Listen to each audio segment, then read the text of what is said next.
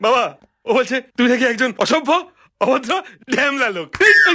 তোর বাবাকে অসভ্য ঢ্যামনা বলছে আর তুই দাঁত কেলিয়ে হাসছিস? না না এই এ, দাঁড়া দাঁড়া দাঁড়া, কি বললি? যা বলেছি বেশ করেছি। কি করবি কি করবি কি করবি বল না।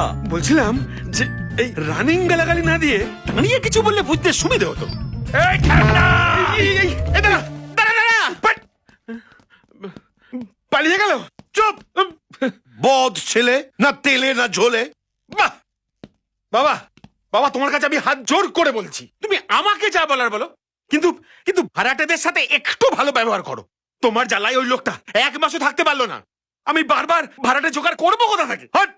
হ্যাঁ তুই এমন ভাবে কথা বলছিস চলো ভাড়াটে না পেলে আমি না খেতে পেয়ে মরে যাবো। আরে আরে, কোর্টে দাঁড়িয়ে তো একটা কথাও বলতে পারিস না।